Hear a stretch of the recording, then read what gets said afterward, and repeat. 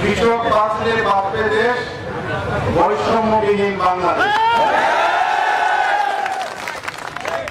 আমি কৃষকের সন্তান।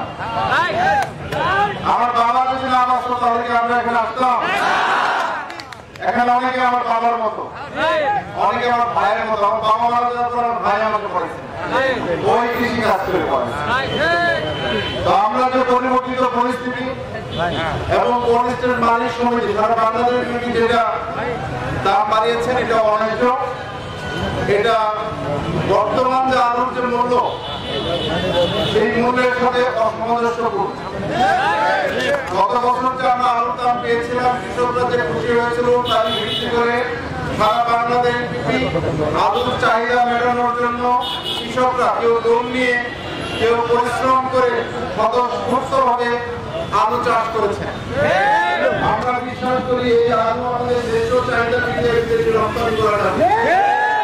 আমাদের দেশের 30% আলু সরবরাহ করে বীরগঞ্জ, 15% বাংলাদেশের চাহিদা পূরণ করে বীরগঞ্জ।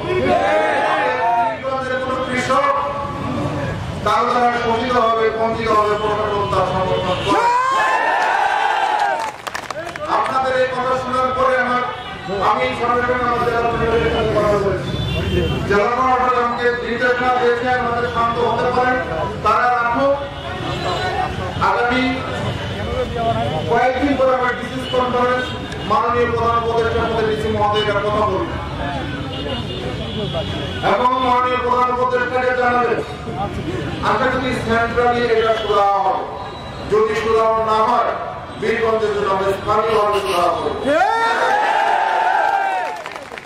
আমি আপনাদের প্রতি আহ্বান জানাবো, আমরা যে উদ্দেশ্যে একটা আন্দোলন করেছেন, আমরা এই সুরাহা করে আপনাদের সুন্দরভাবে আমাদের অবস্থান ফিরিয়ে আমরা রাস্তা অবরোধ বন্ধ করি, আমার সাথে কথা বলতে হয়ে যাও, নাহলে আমরা এর বিরুদ্ধে আইনগত ব্যবস্থা নিই।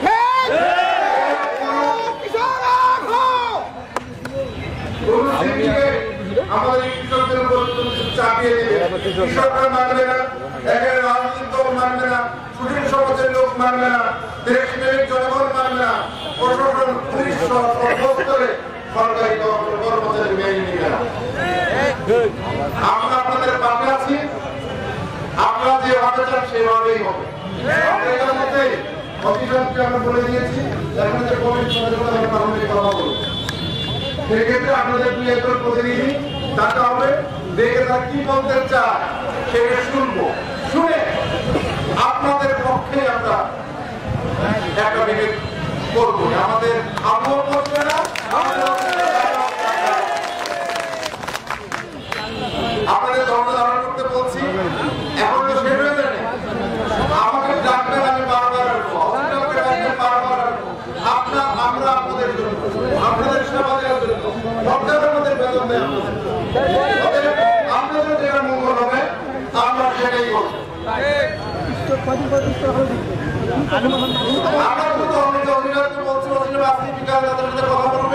যেহেতু সেটার একটা সিদ্ধান্ত, হ্যাঁ আমরা অনেক